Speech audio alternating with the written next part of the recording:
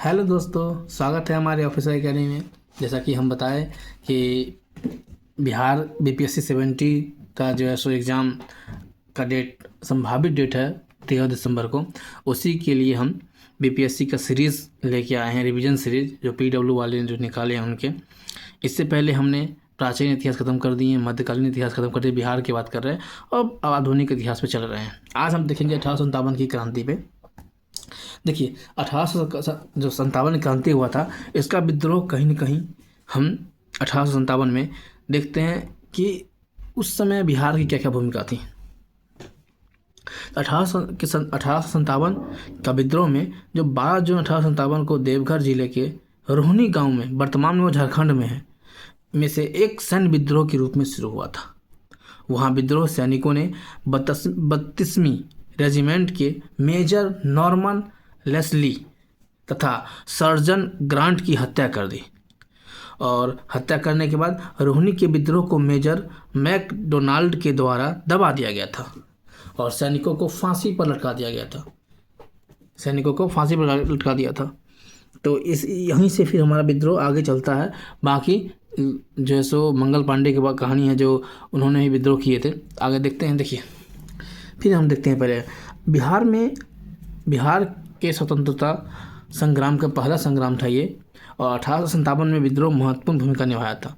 रोहिणी जो है झारखंड का एक गांव का नाम था, जो कि वर्तमान झारखंड में है, तथा दानापुर के ब्रिटिश रेजिमेंट में काम करने वाले सैनिकों से लेकर जगदीशपुर के वीर कुंवर सिंह एवं अमर सिंह के शौर्य तक ने अंग्रेजों को खरीदने में सक्रिय भूमिका निभाई। तिरहुत के 1857 के युद्ध नायक वारिस अली को आधिकारिक तौर पर हाल ही में शहीद घोषित किया गया था। इसलिए देखिए, अब आते शुरुआत कहाँ से हुआ था। अब बिहार में बिहार की बात कर रहे हैं, पूरा इंडिया के लेवल पर बात नहीं कर रहे हैं। बिहार में 1857 का विद्रोह 12 जून 1857 को देवघर जिले में, देवघर जिला कहिएगा झारखंड में है, लेकिन उस समय बिहार थे, इसलिए बिहार की बात कर रहे हैं, जिला के रोहिणी गांव में एक सैन्य विद्रोह के रूप में शुरू हुआ था। वह विद्रोही सैनिक ने 30वें रेजिमेंट के मेजर नॉर्मन लेस्ली और सर्जन ग्रांट जो अधिकारी था ब्रिटिश, उसको हत्या कर दिया था। तीनों दोषी जो हत्या करने वाले सैनिकों को मार दिया गया और इस तरह विद्रोह अपने प्रारंभिक चरण में विफल रहा। पटना शहर में वारिस अली सहित अधिकांश क्रांतिकारी को गिरफ्तार किया। पीर अली सहित अन्य क्रांतिकारियों के हौसले को तोड़ने में नाकाम रही और 3 जुलाई को पीर अली के नेतृत्व में 217 क्रांतियों ने क्रांति के बिगुल फूंकते हुए चौक तक के इलाके पर कब्जा कर लिया। ये कैसे आगे बढ़ रहे हैं। शुरुआत में विद्रोही को सफलता भी मिली और मेजर लायल मारा गया, लेकिन कमिश्नर टेलर विद्रोह को कठोरता से दबाने में सफल हो गया और उन पर बहाउल्लाह के साथ सहयोग करने मोहम्मद हुसैन, अहमदुल्ला और बेजुल हक को बंदी बनाने का झूठा आरोप लगाया गया और पीर अली सहित 16 विद्रोही को मार डाला गया। इसके साथ ही विद्रोह समाप्त हो गया, लेकिन 25 जुलाई को पीर अली की फांसी की सज़ा की खबर को आक्रोशित दानापुर के रेजिमेंट को 3 पलटन उन्होंने आज़ादी की घोषणा करते हुए अंग्रेज़ों के खिलाफ हथियार उठाया गया। लेकिन विद्रोही सैनिकों को अपनी सीमाओं का पता था, इसीलिए उन्होंने जगदीशपुर के जमींदार कुंवर सिंह को अपना नेता चुना, जो विद्रोहियों को नेतृत्व प्रदान करने में सक्षम थे। कुंवर सिंह 80 साल के थे और उन्होंने भी इसका भूमिका निभाए थे, बहुत चढ़ बढ़ की भूमिका निभाए थे। विद्रोह मध्य बिहार से लेकर उत्तर बिहार तक पहुंचा। उसी दिन उत्तरी बिहार के मुजफ्फरपुर में असंतुष्ट विद्रोही सैनिक द्वारा मेजर होम्स और अन्य अधिकारियों की हत्या कर दिया गया था। एक्चुअली बताते हैं, देखिए, जब कारतूस वाला राइफल आया था और इसमें किसका, गाय और सुगर की चर्बी वाले राइफल था, तो उसमें कुछ ब्राह्मण परिवार के लोग थे और कुछ जो है सो मुस्लिम परिवार के लोग आपस में इस तरह से बात हुआ कि हमारे जो है सो धर्म को नष्ट कर रहे हैं। उससे पहले क्या था कि आज़ादी से जब 1857 से पहले क्या था कि हमारे यहाँ के सैनिक को देखिए, एक तो ये भी कहा आक्रोश था कि हमारे यहाँ सैनिक एक कांस्टेबल बन के रह गए थे, इसके सर्वोच्च पद नहीं मिलता था, तो कहीं ना कहीं सैनिक में ये भी गुस्सा था। उसके बाद हमारे सैनिक को अपने देश में ले आते थे, ब्रिटेन तो कैसे आते थे, नदी समुद्र पार करके, जो कि इसको अशुभ माना जाता था। और जो सैनिक एक बार चला गया समुद्र पार होके, उसको फिर जब लौट के आते थे अपने देश में, तो जो हमारे सामाजिक लोग थे उन्हें दृष्टिकोण खराब से देखते थे, उसका अच्छा दृष्टि से नहीं देखते थे, यानी कि अशुद्ध मानते थे उसको। तो इस टाइप के जो है सो गुस्सा पहले से भरा हुआ था सैनिकों में। और जब मंगल पांडे जो है सो बता रहे थे इस तरह से, अब हम लोग को चुप नहीं बैठना है, अब हम लोग को कुछ विद्रोह करना चाहिए। उसी समय क्या हुआ कि जब मंगल पांडे को इस तरह से बताया थे, तो वो इस तरह से कसम खाए थे कि अगर मेरे सामने कोई अंग्रेज अधिकारी दिख गया तो मैं वहाँ पे उसे गोली चला दूंगा। तो उसी टाइम एक अंग्रेज अधिकारी आते हैं, उसे गोली चला देते हैं और मंगल पांडे को पकड़ लिया जाता है। मंगल पांडे को पकड़ लेने के बाद जो है सो उनको फांसी की सज़ा हो जाता है। और इसी फांसी की सज़ा के बाद जब आंदोलन स्टार्ट हुआ तो हमारा दिल्ली तक पहुंचा, अलग अलग क्षेत्रों में आंदोलन स्टार्ट हुआ और ये आंदोलन एकदम विद्रोह जो है सो क्रांति के रूप में जन्म लिया। चलिए अब हम देखते हैं आगे।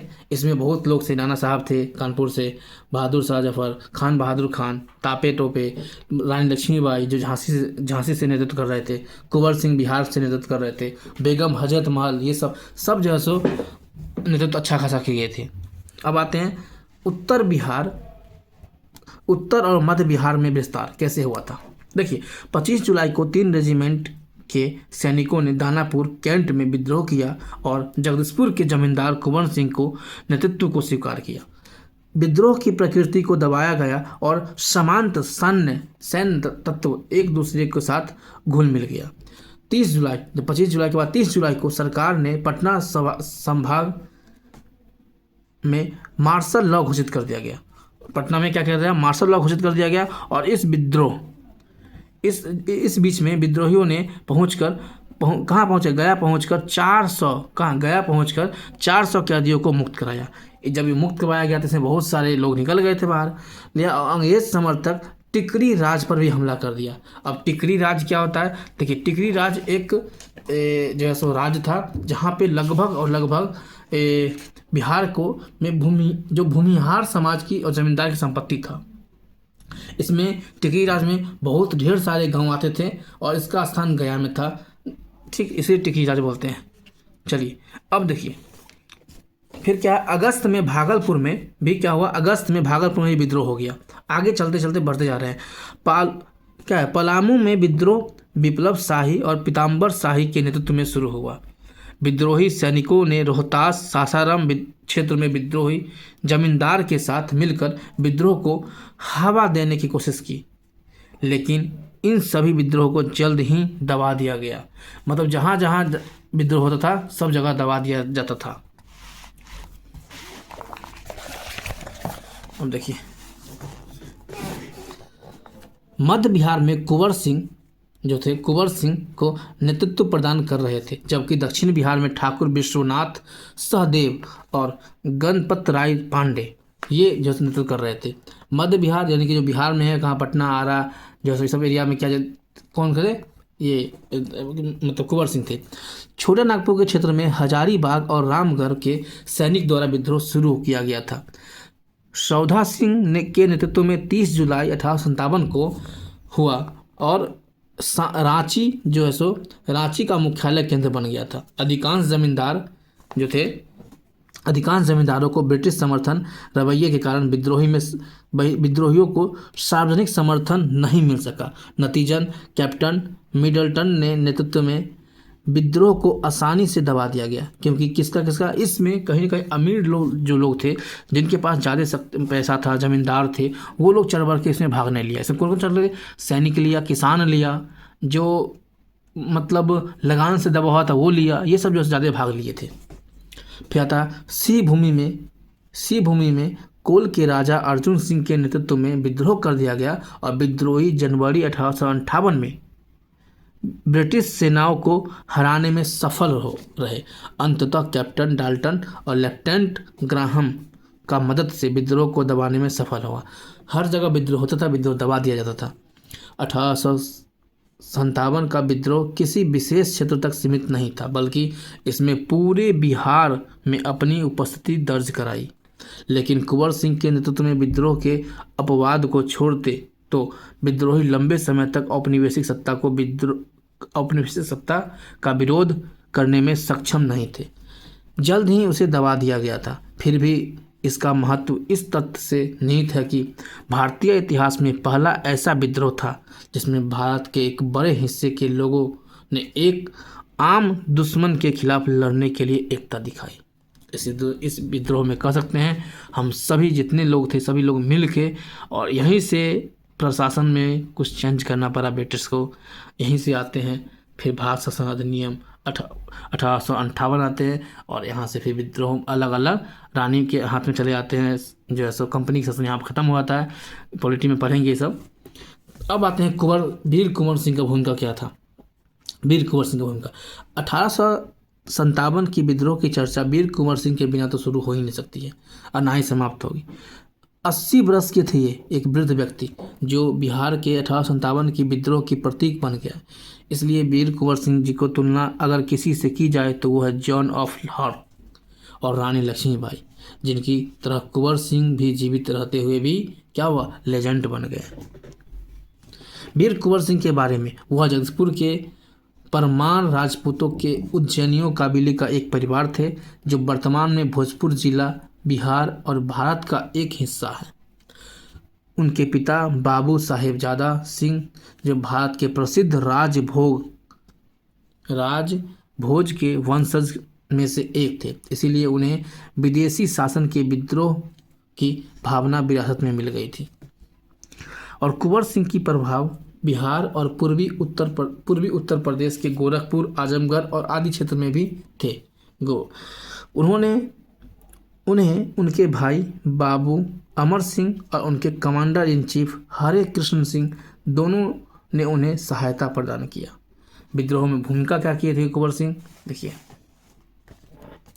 अंग्रेजों द्वारा संपत्ति से वंचित किए जाने के कारण उनके मन में पहले ही विद्रोह की भावना थी, क्योंकि इनका जैसो क्या किया था, संपत्ति से वंचित कर दिया गया था। तो पहले से ही विद्रोह करने की मन ने ठान लिए थे, लेकिन इनको कुछ सुराग नहीं मिला था कि विद्रोह कैसे करे।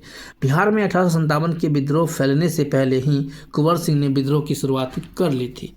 कैसे की थी, इन्होंने विद्रोह भड़कने के डर से उन्होंने किले को मरम्मत करवाए थे। अपने जहाँ रहते थे उसको अगर सोचे थे विद्रोह होने वाला होगा तो उससे पहले अपना किला को मरम्मत करवा लिए। उन्होंने हथियार और गोला बारूद के उत्पादनों के एक कारखाना स्थापित किया और 10,000 शस्त्र सैनिकों को चुनौतियों को व्यवस्था किया गया। और बिहार के अधिकांश विद्रोहियों ने कुंवर सिंह को एक प्राकृतिक नेता के रूप में देखा और 25 जुलाई 1857 को दानापुर के 3 रेजिमेंटों ने विद्रोह कर दिया और अगले दिन सैनिकों ने सोन नदी को पार करके कुंवर सिंह के नेतृत्व में खुद को संगठित करने का प्रयास किया और कहाँ पहुँच गए, शाहाबाद पहुँच गए। कुंवर सिंह के मुख्य सहयोगी में उनके भाई अमर सिंह, भतीजे हरि किशन सिंह और रंत भजन सिंह, निशान सिंह और शाहाबाद के 4 जमींदार भी शामिल थे। कहाँ के, शाहाबाद जहाँ पहुँचे थे वहाँ के 4 जमींदार भी शामिल थे। इस सब क्या किए थे, कुंवर सिंह को सहयोग किए थे। इस विद्रोह की विशेषता यह थी कि कुंवर सिंह ने किसी भी यूरोपियों को नहीं मारे बिना, मतलब जान से मारे बिना संघर्ष को जारी किया रखा था इनका कहीं विद्रोह। 27 जुलाई को कुंवर सिंह ने आरा शहर पर कब्जा कर लिया और खुद को शहर का शासित घोषित कर दिया गया। ब्रिटिश सरकार ने कैप्टन डेनवर को दानापुर से 500 यूरोपियों और हिंदुस्तानियों सैनिक के साथ आरा भेजा, जिसे कुंवर सिंह ने बुरी तरह से पराजित कर दिया। मेजर विसेंट अय्यर ने कुंवर सिंह पर हमला किया और एक भयंकर युद्ध हुआ। 3 अगस्त को कुंवर सिंह ने अपनी प्रतिकूल स्थिति को महसूस करते हुए गुरिल्ला युद्ध को शुरू कर दिया और बिहार छोड़ दिया।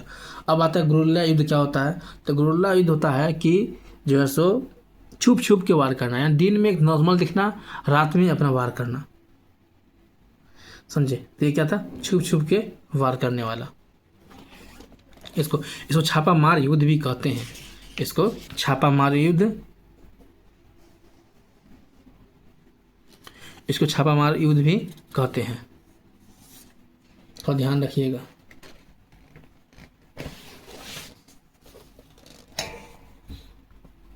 अब आते हैं, देखिए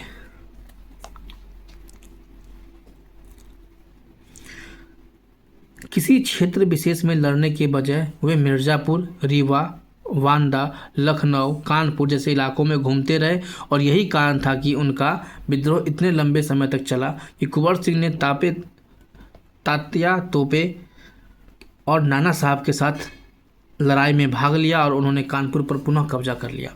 लखनऊ में उन्होंने विद्रोही नेताओं से मुलाकात की और कर्नल मिलमैन और डेंस को हराकर आजमगढ़ पर कब्जा कर लिया।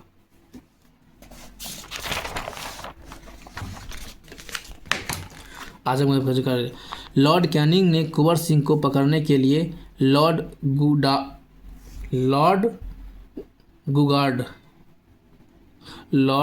लुगार्ड को आजमगढ़ भेजा। ठीक है, लेकिन कुंवर सिंह को इसकी जानकारी मिल गई और वह गाजीपुर चला गया। जब लुगार्ड ने डलगस को उसके पीछे भेजा तो उसकी गिरफ्तारी के लिए 25,000 रुपये का इनाम घोषित कर दिया और 17 अप्रैल 1858 को डगलस ने कुंवर सिंह पर हमला कर दिया और इस युद्ध में उनका बायां हाथ कट जाते हैं। गोली आता बाएं हाथ में गोली आता है, इसीलिए उन्होंने क्या किया, अपना हाथ कटा के गंगा माँ को चढ़ा दिया, गंगा में डाल दिए और डलगस ने उनका पीछा किया। लेकिन वह 22 अप्रैल 1858 को जगदीशपुर गए जहां ली ग्रैंड इनकी इंतजार कर रहा था और वीर कुंवर सिंह ने घायल होने के बावजूद हरा दिया और 300 सैनिकों में से केवल 20-30 ही वापस आ सके। इस प्रकार अंतिम लड़ाई में जीत के 3 दिन बाद बाबू कुंवर सिंह की मृत्यु होती है, जो कि 16 अप्रैल 1858 में इनकी मृत्यु होती है।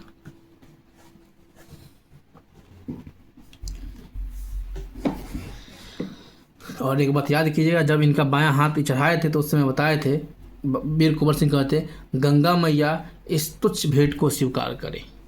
सोचिए, हम अपने ही हाथ को कटवा दिए।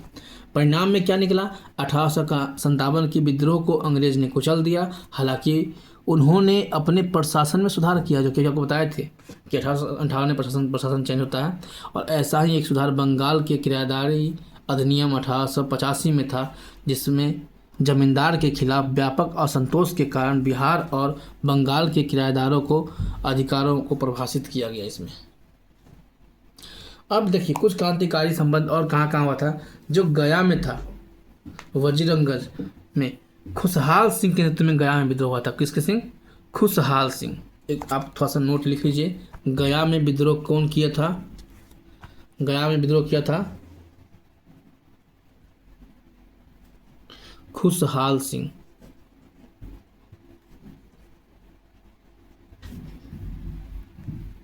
नेतृत्व। छपरा में कौन किया था? छपरा का नेतृत्व किए थे मोहम्मद हुसैन खान।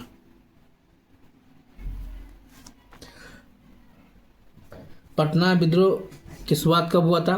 तो 3 जुलाई 1857 को। और मुजफ्फरपुर में विद्रोह की शुरुआत कब हुआ था? 25 जुलाई 1857 को। पटना में कब हुआ था? 3 जुलाई 1857। और मुजफ्फरपुर में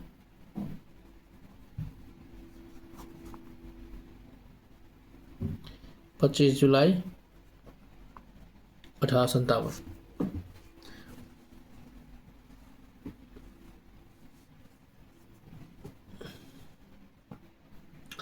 अब देखिए, अब आता है भारतीय स्वतंत्रता संग्राम में बिहार की भूमिका।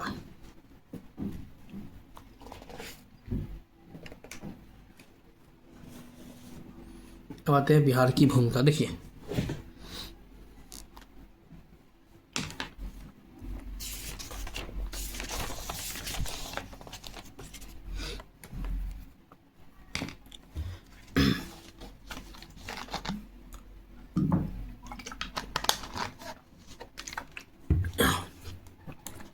बिहार में कांग्रेस, सबसे पहले बिहार में कांग्रेस का था बिहार में जो कांग्रेस था उसका कांग्रेस का गठन कब हुआ था? 28 दिसंबर 1885 में। किसने किया था? यूगो हुम ने किया था।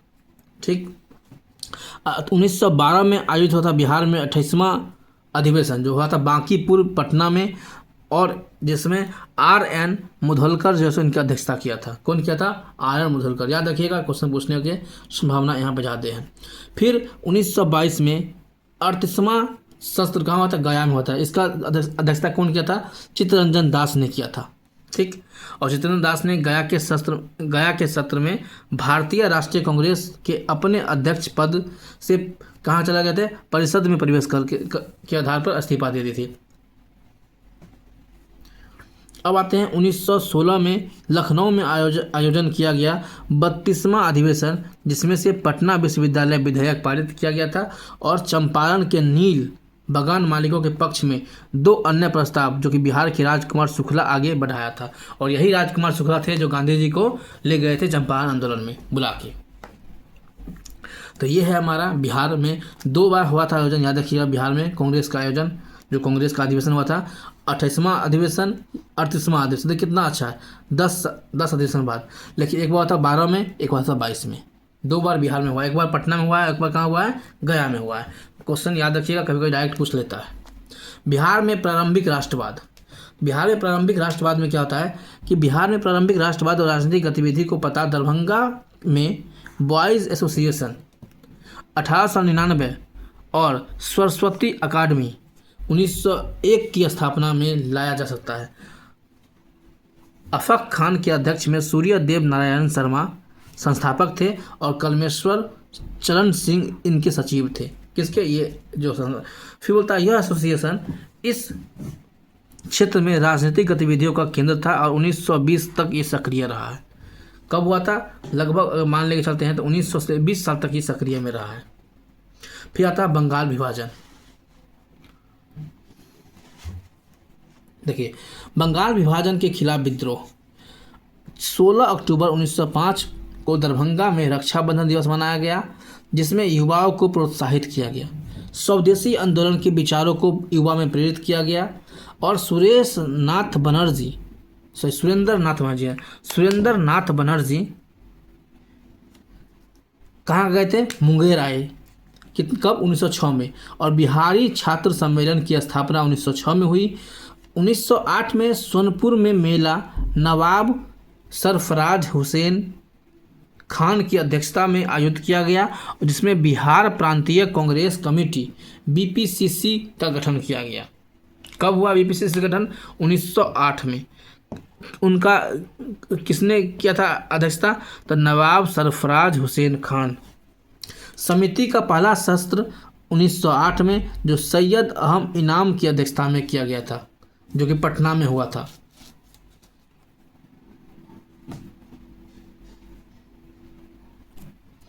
और बिहार प्रांतीय कांग्रेस कमेटी BPCC पहली बैठक में दिसंबर 1908। याद रखिएगा, अधिकतर जो है सो कांग्रेस का अधिवेशन दिसंबर में हुआ है, ये बात याद रखिएगा। बाकी से देखते हैं। दिसंबर 1908 में मद्रास में आयोजित कांग्रेस के वार्षिक सत्र के लिए 6 प्रतिनिधियों का चयन किया गया। उसमें था हसन इमाम, बसंती चंद्रा, दीप नारायण सिंह, सैयद नजमुल हुड्डा, परमेश्वर लाल और सच्चिदानंद सिन्हा।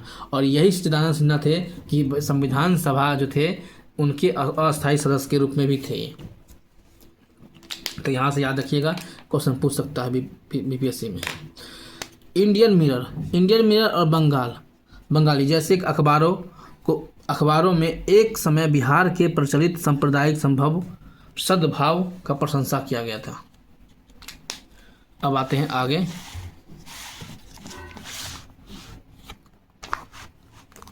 बिहार में होम रूल आंदोलन।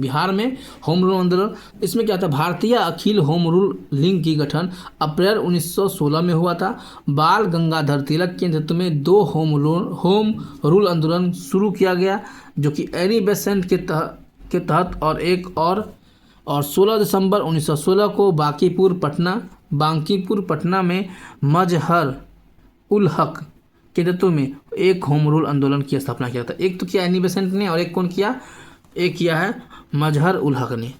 सरफराज हुसैन खान और पूर्णुद्दीन नारायण सिन्हा उपाध्यक्ष और चंद्रवंशी सहाय और वैजनाथ नारायण सिंह सचिव थे। ये दोनों सचिव थे जब अंदर वो आता था। और होम रूल लीग मुजफ्फरपुर के जनकधारी प्रसाद और सारण में बजरंग सहाय और तारिणी प्रसाद सिंह द्वारा शुरू किया गया था। तो ये बिहार का होम रूल था। अब चंपारण सत्याग्रह, जो कि ये बहुत इंपॉर्टेंट है, ये ज़रूरी है क्योंकि बिहार में और गांधी जी कहीं ना कहीं देखा जाए तो पहला आंदोलन यहीं से स्टार्ट किए थे। यह भारत में पहला सवनीय अवज्ञा आंदोलन था, जो महात्मा गांधी का पहला सत्याग्रह भी कहा जाता है। क्वेश्चन कभी कभी पूछा जाता है कि महात्मा गांधी का पहला सत्याग्रह क्या था, तो यह है चंपारण, याद रखिएगा यहाँ से। कारण सत्याग्रह का, यूरोपियों जो थे बागान मालिक किसानों को 3 कठिया प्रणाली यानी कि कुल भूमि के 3/20 भाग पर, यानी कि मान लीजिए 20 कट्ठा खेती करते हैं तो 3 कट्ठा पे आपको क्या लगाना पड़ेगा, नील की खेती उगाना पड़ेगा। और नील की खेती बंजर भूमि हुआ था उगाने के बाद। तो ऐसे में क्या था कि खेती जो खाने का चीज़ होता ही नहीं था, और ब्रिटिश थे उनको क्या चाहिए, नील की ज़्यादा जरूरत था, तो वो बाध्य किया था। उन्होंने क्या किए थे, 3 कठिया प्रणाली 3/20 भाग के तहत नील उगाने के लिए मजबूर कर रहे थे। यूरोपियों बागान मालिक ने किसान के उच्च किराए और अवैध बकाये राशि की मांग की ताकि वो किसान अन्य फसलों में स्थानांतरण करने से पहले उसे अपने लाभ अधिकतम कर सके। इससे किसान की हालत बिगड़ गई। क्यों? क्योंकि खेती खाने की फसल नहीं उपजाया, और नील की जो खेती था ये क्या था, ये कह सकते हैं इकोनॉमिक खेती था, मतलब ये कच्चा खेती था, ले जाता था। और ये जरूर जब जिस खेत में नील उपजा लेते थे वहाँ पे क्या होता था, बंजर भूमि बनता था। तो इसके कारण क्या हुआ, गरीबी बढ़ गई, भुखमरी की वृद्धि हो गई, क्योंकि किसान की लाभदायक फसल नहीं था। और राजकुमार शुक्ला की भूमिका क्या था इसमें देखिए। चंपारण के मुद्दे पे 1916 में भारतीय राष्ट्रीय कांग्रेस के लखनऊ अधिवेशन में चर्चा हुई, और मुरली वित्ती हवा गांव के राजकुमार शुक्ला, कहीं कहीं पूछ देगा तो वित्ती हरवा गांव के राजकुमार शुक्ला ने गांधी जी की नील की खेती करने वाले समस्या को देखने के लिए आमंत्रित किया। और इस सत्र में राजकुमार शुक्ला ने गांधी जी से चंपारण जाकर नील की खेती करने वाले को दुख को देखने के लिए आग्रह किया। उन्होंने बोला कि सर एक बार जाइए और एक बार चलिए वहाँ देखिए नील के जो विद्रोह हो रहा है वहाँ पे क्या है, थोड़ा सा चंपारण जाकर देखिए कि वो समस्या क्या है किसान का, थोड़ा सा उसको कुछ निदान निकालिए। बिहार में गांधी जी चंपारण आए। कब? गांधी जी 10 अप्रैल 1917 को चंपारण पहुँचे और अमोलवा गांव में संत राउत के घर पर रहे। कभी कभी पूछ देगा तो कौन है, अमोलवा गांव में संत राउत के घर पर रहे। गांधी जी 13 नवंबर 1917 को बरहरवा लखन सैन गांव में पहला बुनियादी विद्यालय स्थापित किया। और 11 अप्रैल 1917 को गांधी जी ने किसान की सहायता के लिए मुजफ्फरपुर से बिहार प्लांट्स एसोसिएशन के मंत्री को मुलाकात की। और ये बिहार में चंपारण में 3 आंदोलन। 15 अप्रैल 1917 को जैसे जैसे आंदोलन में गति पकड़ी, राजेंद्र प्रसाद, अनुग्रह नारायण सिंह, मजहर उल हक और महादेव देसाई, फिर नरहरि पारिख और जेबी कृपलानी, ये जैसे नेताओं ने गांधी जी के साथ मिला। और उसके बाद किसान और अहिंसक विचारधारा का भागीदारी में आंदोलन को बल मिला। ब्रिटेन में एक घर में रसोई बटक मियाँ, आप देखिए ये बटक मियाँ ने चंपारण में गांधी जी को जहर वाले दूध देने से इनकार कर दिया और जान बचाई गई और उनकी हत्या की साजिश। देखिए ब्रिटिश में क्या था, एक ब्रिटिश जो था ब्रिटेन में जाके उन्होंने एक रसोई में क्या किए थे, उनको दूध में जहर मिला के दिया जाता था गांधी जी को, लेकिन बत्तख मियाँ ने इनको रोक लिया गया। इसीलिए क्वेश्चन आता है, कभी पूछा हुआ यहाँ से कि गांधी जी को बचाने वाले कौन थे, तो बत्तख मियाँ थे। पिछली बार पूछा गया था क्वेश्चन। गांधी जी को कौन बचाया था? बत्तख मियाँ ने बचाया था। तो ये बात याद रखिएगा, गांधी जी को कौन बचाया था? बत्तख मियाँ ने। अब आता है किसान और राष्ट्रीय आंदोलन। तो इसमें खिलाफत आंदोलन, देखिए चंपारण सत्याग्रह और खिलाफत आंदोलन। अब आते हैं खिलाफत आंदोलन में, थोड़ा सा याद रखिएगा, ये बिहार स्पेशल है, केवल बिहार के अकॉर्डिंग हम पर चल रहे हैं। ये किसान आंदोलन में, खिलाफत आंदोलन हम आएंगे तो वो और व्यापक पढ़ेंगे हिस्ट्री में, बाकी अभी देखते हैं। देखिए 1919 का खिलाफत आंदोलन प्रथम विश्व युद्ध के तुर्की को हार के बाद अंग्रेज द्वारा तुर्क साम्राज्य तुर्की पर लगाए गए प्रतिकूल शर्तों को खिलाफ थे। तुर्की पे जो तुर्की का हार हुआ था उससे क्या हुआ था? तुर्की पर लगाया गया था क्या चीज़, जो शर्त था वो उसके खिलाफ थे। और यह आंदोलन भारत में अली बंधुओं द्वारा शुरू किया गया था। और मौलाना और शहजाद ने गया में खिलाफत समिति का उद्घाटन किया। 16 फरवरी 1919 को हसन इमाम की अध्यक्षता में पटना में एक बैठक किया और इसमें क्या हुआ? मित्र देशों के शक्तियों के द्वारा खलीफा के प्रति उचित व्यवहार पक्ष के जनमत बनाने का निर्णय लिया।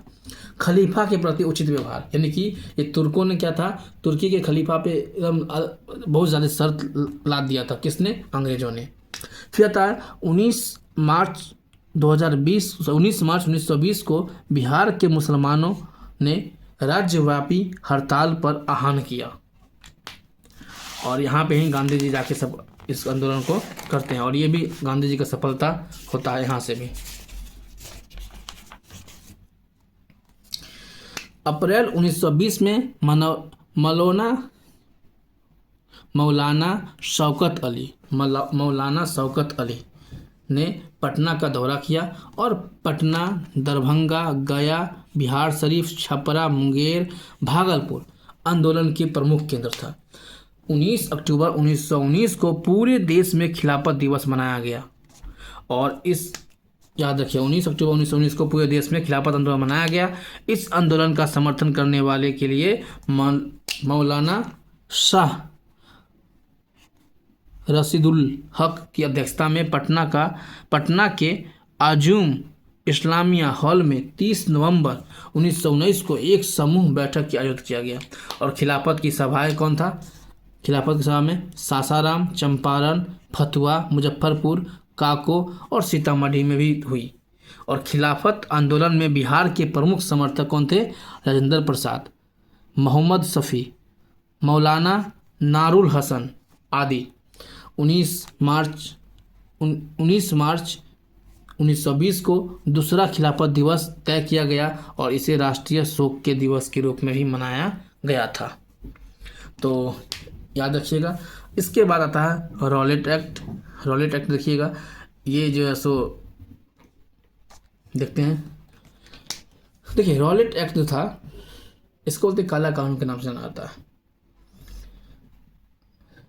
देखिए बिहार सत्याग्रह सभा के सदस्यों ने फरवरी 1919 में पटना के टाउन हॉल में रॉलेट बिल के खिलाफ आयोजन किया और यही याद रखिएगा, यही रॉलेट बिल के लिए जो है सो जलियांवाला बाग हत्याकांड हुआ था, क्योंकि वहाँ पे भी बैठ के इनके खिलाफ कर रहे थे, धरना लगा रखे थे और एक दीवार घेरा हुआ में सब मिल के शांतिपूर्ण धरना कर रहे थे और वहीं पे आके धरल्ले से 19 अप्रैल 1919 को धरल्ले से 13 अप्रैल 1919 को होगा, 13 अप्रैल 1919 को एकदम जलियांवाला बाग हत्याकांड होता है। रॉलेट जो बिल के विरोध में मुजफ्फरपुर, मसूरगंज, मुंगेर, छपरा, गया में भी सभाएं हुए और जुलूस निकाले गए, हड़ताल और प्रदर्शन भी किया गया। असहयोग आंदोलन देखिए अगस्त 1920 में राजेंद्र प्रसाद की अध्यक्षता में बिहार कांग्रेस में पहली प्रांतीय बैठक में असहयोग पर जोर दिया गया। इस बैठक में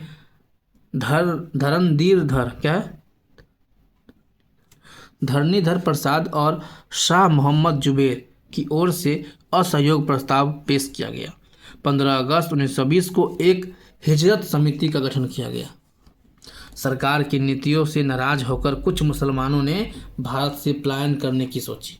महत्वपूर्ण घटनाएं क्या क्या था। मुंगेर और भागलपुर में घाटों और पोखरों में, जो घाट था और पोखर से के निपटाने के लिए नीलामी की बहिष्कार किया गया।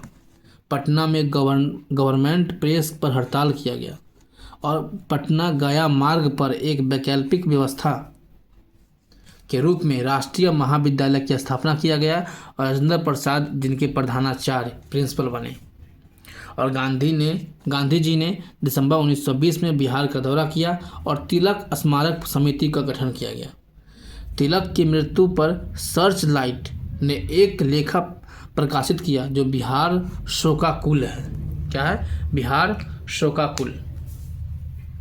मार्च अप्रैल 1921 में पुलिस हड़ताल पटना, पूर्णिया, मुंगेर, चंपारण तक फैली। गांधी ने 5 अप्रैल 1921 को बिहार नेशनल कॉलेज और 6 अप्रैल 1921 को बिहार विद्यापीठ का उद्घाटन किया और 30 सितंबर 1921 को मजहर उल हक ने हिंदू मुस्लिम एकता और गांधीवादी विचारधारा को प्रचार करने के लिए द मदरलैंड अखबार शुरू किया। 22 दिसंबर 1921 को ब्रिटिश राजकुमार ने बिहार का दौरा किया जिसका कांग्रेस ने विरोध किया।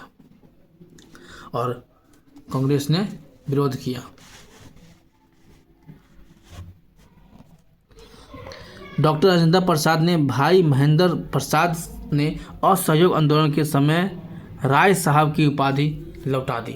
जब असहयोग होता उस समय राय साहब के दोनों का उपाधि मिला था, लौटा दिया कांग्रेस को। अब आते हैं स्वराज आंदोलन।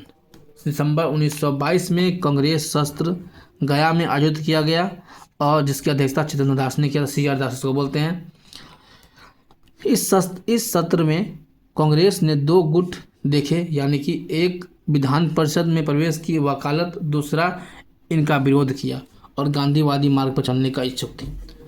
प्रोफेसर चेजर्स का नेतृत्व में CR दास, मोतीलाल नेहरू और अजमल खान ने किया था। और नो चेंजर्स की देखिए, प्रो चेंजर्स और नो चेंजर्स।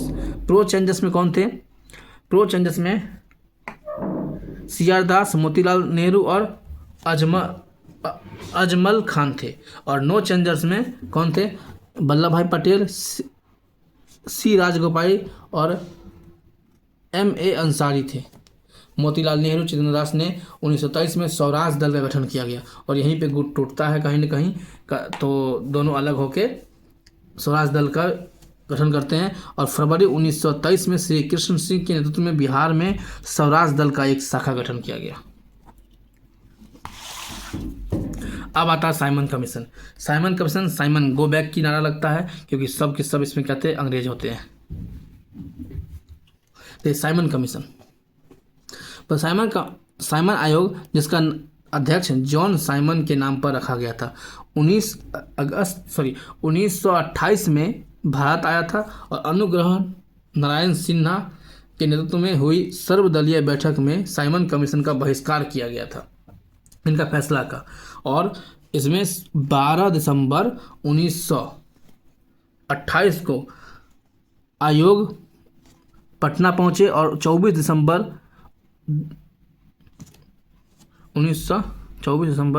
2008 को रांची पहुंचा।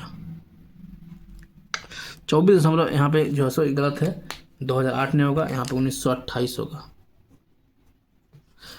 1928 को रांची पहुंचा और दोनों जगह पर इनका बहिष्कार किया गया। देखिए क्यों बहिष्कार किया गया था कि यहीं पे बहिष्कार करने के बाद साइमन वाले बोलता है साइमन को, तब आता है यहीं पे जो है सो नेहरू रिपोर्ट। बोलता है अगर आपको इतना ही घमंड है तो अपना संविधान, अपना नियम कानून खुद बनाकर देखिए। तब जाकर जो है सो नेहरू रिपोर्ट आता है, मोतीलाल नेहरू जी रिपोर्ट निकालते हैं और उस पर जो है सो कहीं ना कहीं हमारे संविधान में उसका भी देखने को मिलता है कुछ प्रावधान। शबनीय अवज्ञा आंदोलन क्या था? डॉक्टर राजेंद्र प्रसाद ने नमक सत्याग्रह के रूपरेखा तैयार किया और 6 अप्रैल 1930 को बिहार में नमक सत्याग्रह की तिथि के रूप में चुना गया। पंडित जवाहरलाल नेहरू ने 31 मार्च से लेकर 3 अप्रैल 1930 को पूरे बिहार की यात्रा किया और आंदोलन चंपारण, सारण जिलों में शुरू हुआ और बाद में पटना, बेतिया, हाजीपुर, दरभंगा आदि में फैल गया। पटना में नमक सत्याग्रह की शुरुआत 16 अप्रैल 1930 से हुई और कार्यक्रम में एक भाग के रूप में पूरे बिहार की खादी उपयोग, नशीले पेय के बहिष्कार, चौकीदारी कर का भुगतान करने से इनकार करने आदि का जोर दिया गया इस आंदोलन में। और क्योंकि सबने अवज्ञा हुआ था, इसमें क्या हुआ था, यही सब रोका गया। फिर इस आंदोलन में महिलाओं और समाज के हर वर्गों की बड़ी भागीदारी देखी गई। अली इमाम के नेतृत्व में इस तरह के आयोजन के लिए 1930 में पटना के सदस्य समिति का स्थापना किया गया और बिहार में इस आंदोलन के प्रमुख नेता सच्चिदानंद सिन्हा, हसन इमाम और सर अली इमाम थे। उसी समय बीहपुर सत्याग्रह किया गया और राय बहादुर द्वारका नाथ ने राजेंद्र प्रसाद और प्रोफेसर अब्दुल बारी पर लाठी चार्ज के विरोध में बिहार विधान परिषद में इस्तीफा दे दिया और इस विरोध में छापरा जेल में के बंदियों को भी हड़ताल किया। जो इनके विद्रोह में छपरा जेल के बंदियों ने भी क्या किया, हड़ताल किया। किसानों ने चौकीदारी पर कर देना इनकार कर दिया, कर मतलब टैक्स देना बंद कर दिया। अब आता व्यक्तिगत सत्याग्रह। व्यक्तिगत सत्याग्रह क्या था? गांधी जी ने व्यक्तिगत सत्याग्रह जैसा आंदोलन शुरू किया। इसके फैसला जहां केवल चुने हुए व्यक्ति के सत्याग्रह था, मतलब गांधी जी ने व्यक्तिगत सबनीय अवज्ञा आंदोलन शुरू करने का फैसला किया जहां केवल चुने हुए व्यक्ति सत्याग्रह करेंगे, जो गांधी जी चुनेंगे उन्हीं को। मतलब 27 नवंबर 1940 को श्री कृष्ण सिंह 27 नवंबर 1940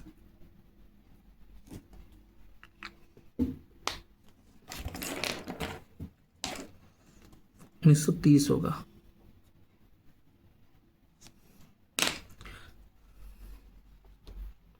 श्री कृष्ण सिंह ने बिहार के पहले व्यक्तिगत सत्याग्रही बने, जिसके बाद अनुग्रहण सिन्हा थे और गया के गौरी शंकर सिंह और सिलाओ के से श्याम नारायण सिंह ने सत्याग्रह किया। और अब क्या, बिहार में किसान सभा क्या था? स्वामी विद्यानंद के मधुबनी में किसान सभा की शुरुआत की और इस तरह आंदोलन मुंगेर, शाहाबाद, पटना, सारण, मुजफ्फरपुर आदि में भी किसानों द्वारा शुरू किया गया। शाह गफूर की अध्यक्षता में 27 अक्टूबर 1920 को हिलसा में जगन्नाथ पाठक द्वारा एक किसान सभा का आयोजन किया गया। मुंगेर में किसान सभा 1922-23 में श्री कृष्ण और मोहम्मद जुबैर ने किया था। 1929 में स्वामी सहजानंद सरस्वती ने जमींदारी हमलों के खिलाफ किसान की शिकायतों को जुटाने के लिए बिहार प्रांतीय किसान सभा BPKS का गठन सोनपुर में किया। 1936 में लखनऊ में अखिल भारतीय किसान सभा का गठन किया गया था और राजेंद्र प्रसाद के तहत किसानों की स्थिति का अध्यक्ष करने के लिए एक समिति का गठन किया गया। बिहार में किसान आंदोलन का नेतृत्व स्वामी सहजानंद सरस्वती और उनके अनुयायी पंडित यमुना काजी और राहुल सक्रियान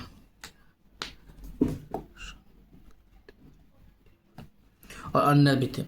पंडित यमुना काजी ने राहुल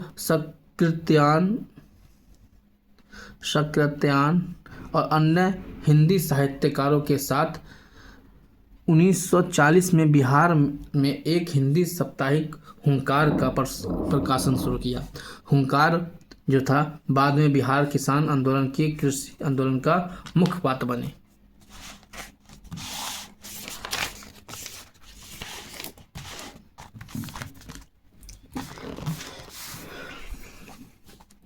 देखिए, श्रमिक आंदोलन मतलब क्या होता है? वो जो मजदूर थे, श्रमिक आंदोलन 1937-38 में बिहार में चल रहे रोहतास उद्योग में डालमिया नगर और गया कॉटन मिल्स और टाटा नगर में पाउंड्री कंपनी, जलपा सीमेंट वर्कर्स आदि ने कई हड़ताल आयोजित किया। बिहार यूनियन ट्रेड का गठन किया गया और पहला सत्र 10 जून 1944 को गिरिहिड में हुआ। क्या गिरिडीह नहीं, गिरिडीह में, कहाँ पे, गिरिडीह में हुआ।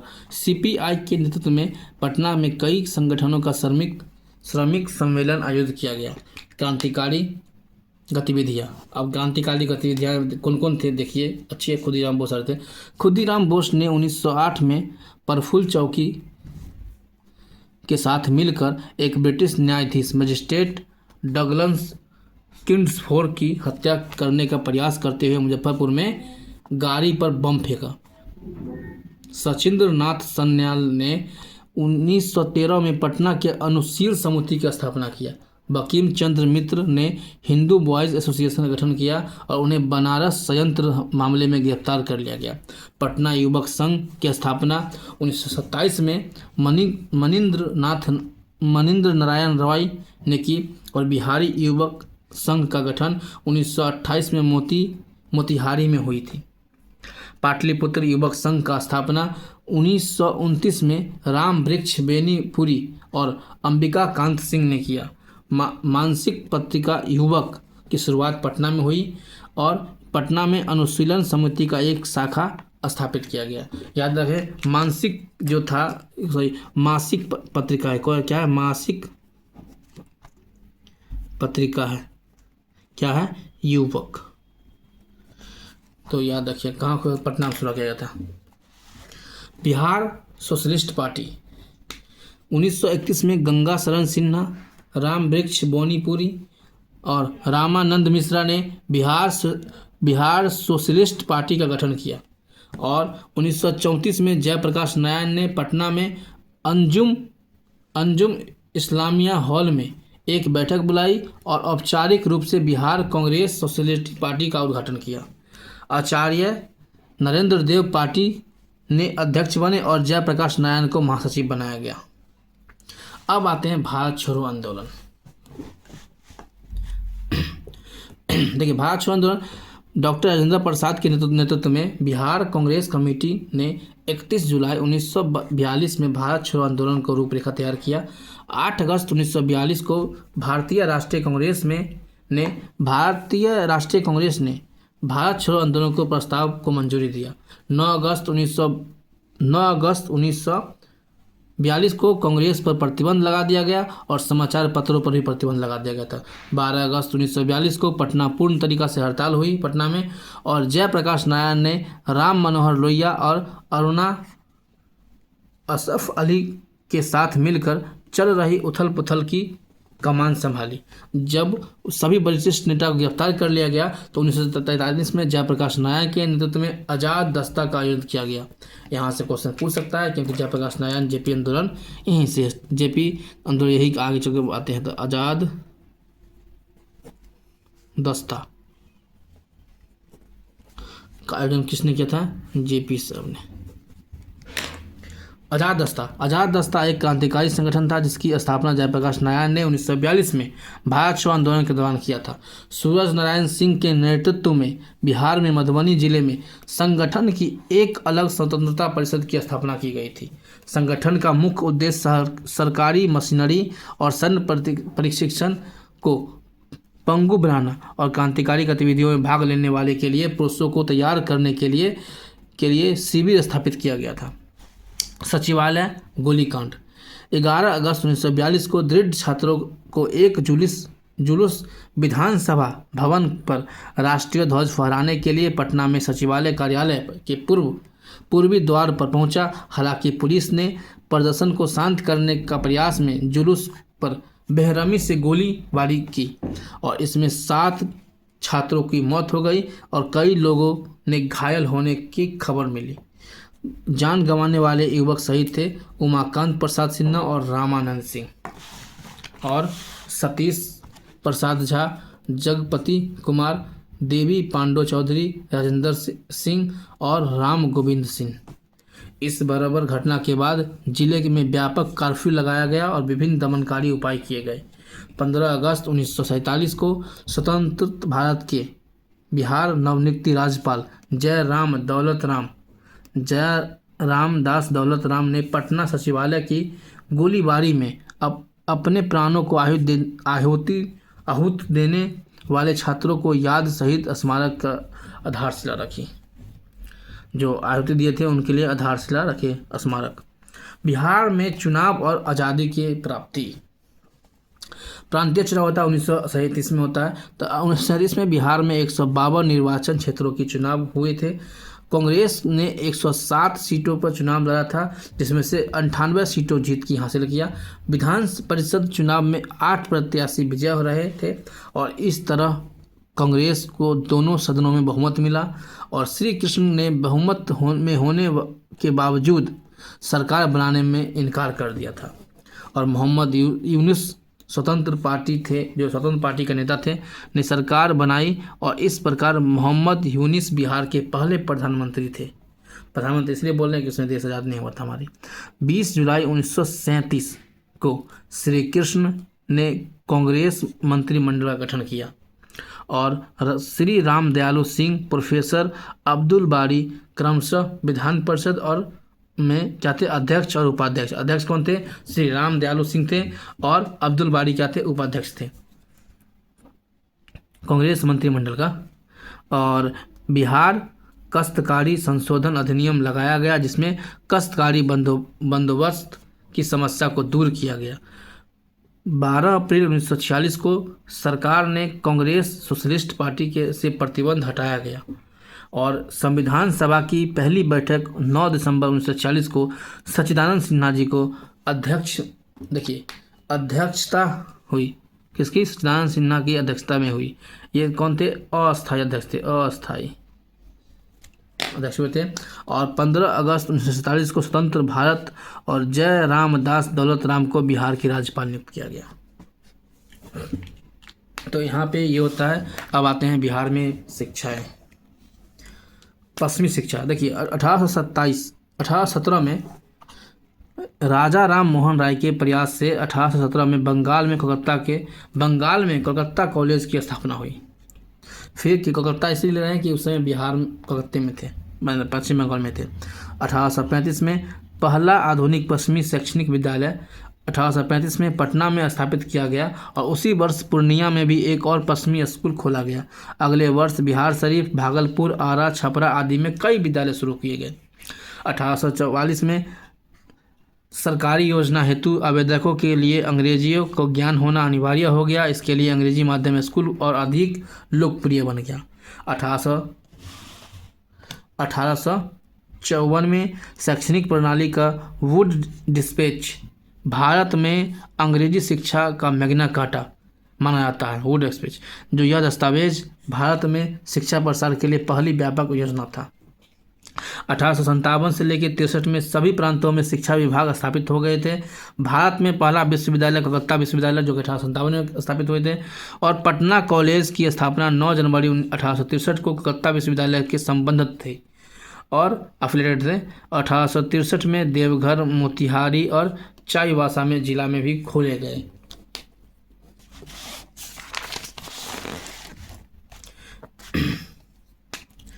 और 1882 से लेके 1904 में 1882 में सरकार ने भारत में शिक्षा प्रणाली की समीक्षा के लिए W. हंटर आयोग नियुक्ति हुआ। और 1902 में भारत में विश्वविद्यालय की स्थितियों में संभावनाओं पर जाने और संविधान में कामकाज के सुधार के उपयोग सुझाव देने के लिए रेले आयोग की स्थापना किया गया था। और आयोग की प्राथमिकता या माध्यमिक शिक्षा का रिपोर्टिंग को रोक दिया गया। इसकी सिफारिश के आधार पर भारतीय विश्वविद्यालय अधिनियम 1904 को पारित किया गया। एक बार याद रखिएगा, यहाँ से क्वेश्चन पूछने की संभावना है, क्योंकि कभी पूछ देगा हंटर आयोग किससे संबंधित है, शिक्षा आयोग के संबंधित है, रेले आयोग किससे संबंधित है, तो याद रखिएगा माध्यमिक शिक्षा के आयोग से संबंधित, मतलब शिक्षा के सहयोग के लिए है। इधर भी आपको जो है सो दे दिया जाएगा, तो याद रखिएगा शिक्षा पे क्वेश्चन पूछता है, मैग्ना कार्टा किसको क्या आता है, तो यहाँ से क्वेश्चन याद रखिएगा। 1917 से 27 में सेंट्रल विश्वविद्यालय आयोग, 1917 से 19 में स्कूली शिक्षा से लेकर विद्यालय विश्वविद्यालय शिक्षा तक पूरे क्षेत्र में समीक्षा की गई और 1917 में पटना विश्वविद्यालय की स्थापना किया गया। और 1917 में पटना विश्वविद्यालय के भी स्थापना किया, 2 बार लिखा हुआ है तो एक मान लीजिएगा। 1929 में हर्टग समिति की सिफारिश पर केवल आयोग छात्राओं की हाई स्कूल इंटरमीडिएट चरण के लिए जाना चाहिए, जबकि औसतन छात्र को 8वीं कक्षा के बाद व्यावसायिक पाठ्यक्रमों को भेजा जाता था, व्यवसाय काम करने के लिए भेजा जाता था। 1944 में सर्जेंट प्लान ऑफ एजुकेशन 1944 में एक साहसिक व्यापक योजना थी, लेकिन इसके क्रियान्वयन के लिए कोई पद्धति प्रस्तावित नहीं की और उसके उद्देश्य में भारत में 40 वर्षों के भीतर इंग्लैंड में प्रचलित शैक्षणिक प्राप्त करने का समान स्तर बन गया था। अन्य महत्वपूर्ण विकास 1863 में पटना कॉलेज की स्थापना हुई, जो पीछे बताए हैं। 1886 में सर्वेक्षण प्रशिक्षण स्कूल स्थापित किया गया, जो 1900 में बिहार स्कूल ऑफ इंजीनियरिंग में बदल गया और 1932 में इसका नाम बदल के बिहार कॉलेज ऑफ इंजीनियरिंग कर दिया गया और 2004 में यह NIT पटना बन गया। तो कह सकते हैं NIT का हुआ, कहीं ना कहीं उसका अप्रत्यक्ष रूप से 1886 का है। बिहार में मुस्लिम शिक्षा 1872 में इमदाद अली खां के प्रयासों से मुजफ्फरपुर में बिहार साइंस सोसाइटी खुला और 1886 में पटना में मोहम्मडम एजुकेशन सोसाइटी में पटना शहर में मोहम्मडम एंग्लो अरबी स्कूल की स्थापना किया गया। शमसुल उलेमा मोहम्मद हसन ने बिहार में मुसलमानों के बीच आधुनिक पश्चिमी शिक्षा के प्रचार में सबसे महत्वपूर्ण भूमिका निभाई। और बिहार में महिला शिक्षा 1847 में महिला शिक्षा के लिए पटना में पहला गर्ल्स स्कूल, जो सेंट जोसेफ स्कूल के नाम से थे, और 1940 में पटना वुमेंस कॉलेज खुला। बिहार में वैज्ञानिक और तकनीकी शिक्षा पूसा में, जो समस्तीपुर है, पूसा में कृषि विश्वविद्यालय बिहार के साथ साथ भारत का पहला पूरी तरह से कार्यात्मक कृषि विश्वविद्यालय है, जो कि हमारे समस्तीपुर में अपने। और 1863 में पटना कॉलेज खुला, जो कि पहले ही बता चुके हैं। और 1917 में पटना साइंस कॉलेज खुला और 1927 में साइंस कॉलेज, और 1925 में Prince of Wales medical college, जो कि PMCH के नाम से अब जाना जाता है, Prince of Wales medical college Wales. तो ये हुआ हमारा बिहार के आधुनिक भाग। देखिए, आपको लगता होगा कि हम समझा नहीं रहे हैं, तो इतना समझाने का टाइम नहीं है। मैं आपको हूबहू एक तरह से करवा दे रहे हैं टॉपिक से। आप लोग रिवीजन कीजिए, इस वीडियो को बार बार देखिए, कम से कम 10 बार देखिए, ताकि आपको समझ में आएंगे। और हम जो है सो जब एग्ज़ाम हो जाएंगे उसके बाद देखिएगा एकदम सिलेबस वाइज पढ़ाएंगे, बेस्ट लेके आएंगे एक। लेकिन ये पूरा अब जो है सो हमारा प्राचीन इतिहास, बिहार का प्राचीन इतिहास, मध्यकालीन इतिहास और आधुनिक इतिहास खत्म हो गया है। कल से हम पढ़ेंगे बिहार के पॉलिटी को देख लेंगे, उसके बाद बिहार के जो सो भूगोल देख लेंगे और बिहार के अर्थव्यवस्था सब देख लेंगे। आप लोग कृपया करके वीडियो को लाइक, कमेंट और शेयर कीजिएगा। हमसे कोई कांटेक्ट करना है तो आप ऊपर दिया हुआ email ID, Twitter ID, Telegram ID और इंस्टा ID सब दे रखे, आप हमसे डायरेक्ट कांटेक्ट कर सकते हैं। कोई समस्या हो, कोई कुछ पूछना है, कोई डाउट हो तो डायरेक्ट हमसे बात कर सकते हैं। और हमारे टेलीग्राम ID जुड़ने के लिए ऊपर लिंक दिया हुआ, आप जुड़ जाइएगा। चलिए फिर मिलते हैं नेक्स्ट क्लास में। जय हिंद, अपना ध्यान रखिएगा।